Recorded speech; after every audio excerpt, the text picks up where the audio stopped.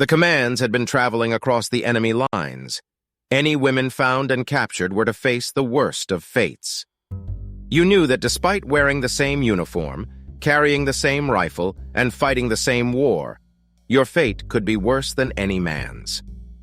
The efforts of women across World War II were indispensable to the war effort, from nurses to radio operators, from clerks to mechanics, from pilots to spies. The Allies could not have succeeded without them.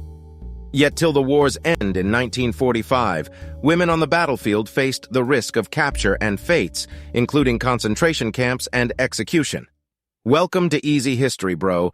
Today we are talking what the Nazis did to captured female soldiers.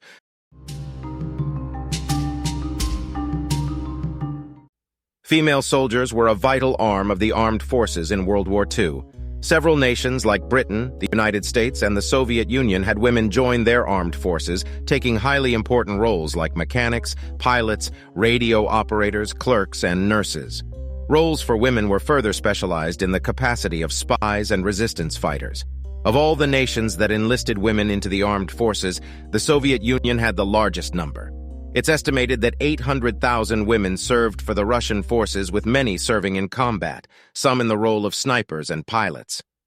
Despite for all their courage and bravery, any armed soldier in combat faces the risk of capture and becoming a prisoner of war. Throughout the war, several women soldiers were captured by the Nazis, and many would become famous for their stories and hardship.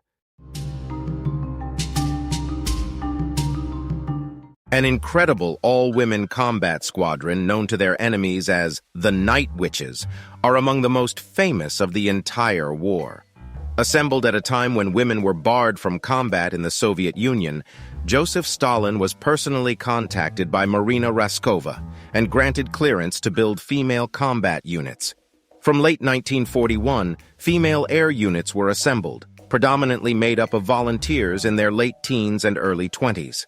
The Night Witches were officially the 588th Night Bomber Regiment, whose runs required a high level of skill in operating well into enemy airspace. A famed attack technique of the regiment was to idle their engines near their targets and glide to the bomb release point using only the wind. The sound of this resembled broomsticks to German soldiers, and so was born the nickname. Throughout the war, the regiment would spend around 30,000 hours in flight and drop over 3,000 tons of bombs. Yet all these missions were severely dangerous, and many of these pilots were captured by the Nazis. Following capture, the brave fighter pilots were subject to the fate of concentration camps or execution. The first real confrontation the Nazis faced of women in combat came with the invasion of Russia on June 1941. While the Russians were taken by surprise by the brazen, maniacal choice of invasion, the Germans had their own surprise encountering the Russian forces. Namely, there were plenty of women in their ranks. This was a matter that had not come the Nazis' way in their invasions and occupations of Poland, France, and Norway. Shock and a degree of disgust were the Nazi response to witnessing women carrying firearms and manning field weaponry. As much as this, though, it was the scale of female involvement that took the Nazis back. Approximately 200,000 women would be decorated for their efforts in the field, and some 89 would be given the Hero of the Soviet Union, the highest possible honor for military action. Taken aback and somewhat appalled to find all these capable women in uniforms, the German High Command took the lowest possible form of response. On the 29th of June, 1941, Field Marshal Gunther von Kluge would issue an infamous order that any captured women soldiers were to be shot dead. In a clandestine turn, these were not orders given by the SS or the Gestapo, but orders issued from commanders on the field of battle. It would take some 4 months of individual commanders passing on the orders, including Field Marshal Walter von Reichenau and 75th Division General Ernst Hammer, and the practice was normalized. As a result, any of the brave women on the Eastern Front had their fates sealed should they befall Nazi capture, not through high command directives, but through the bigoted, othering attitudes of Nazi soldiers on the ground, bereft at the idea women could militarily serve. Astonishingly, the German forces invading the Eastern Front would take a staggering 6 million prisoners of war, and around half this number would die. The Geneva Convention was a piece of paper at this point, not a beacon of upheld international law. Hundreds and thousands of these prisoners were left to starve to death.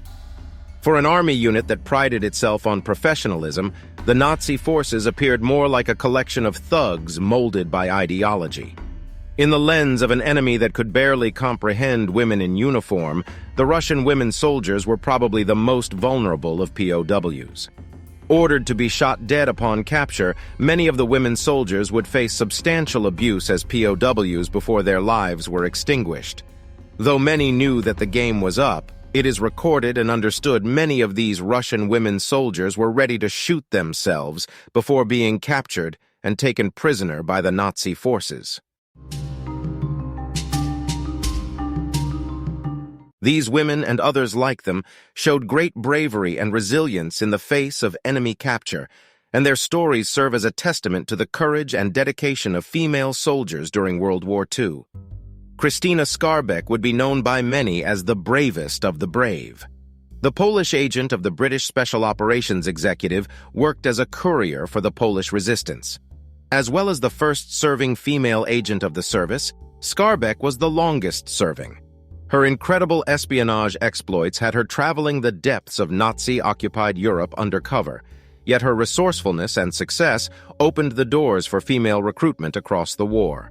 Skarbeck would be captured by the Gestapo, however, and it was only her canny mind and application of strategy that saved her from a grim fate. She and a fellow agent were arrested by Hungarian police in Budapest in January 1941.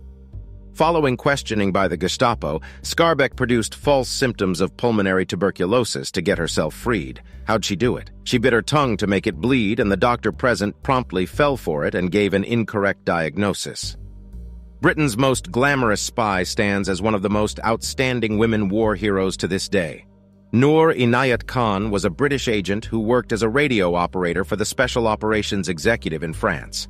Known by many as Nora Baker, she would conduct her French resistance operation under the codename Madeleine. Khan was admired and hired for her lack of ruse, and her entire philosophy behind joining the SOE was a non-violence stance she'd been brought up with. However, this non-violence policy also brought her to some of the most dangerous positions in the war. Ultimately, Khan would be betrayed during her undercover resistance work in France.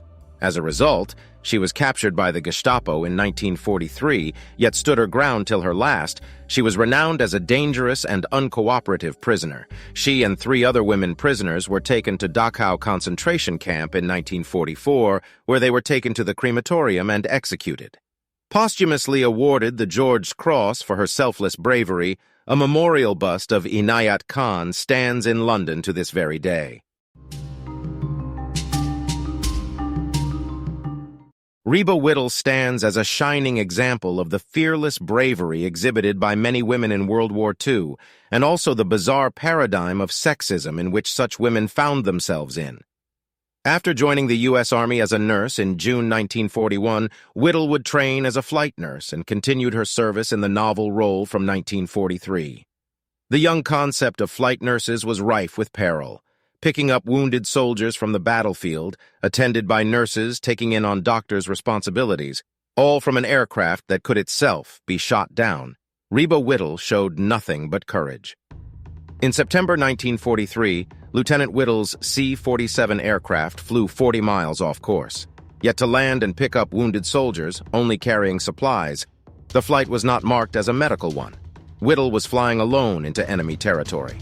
Above Aachen, German flak fire ravaged the aircraft, wounding Whittle, a pilot, and killing another.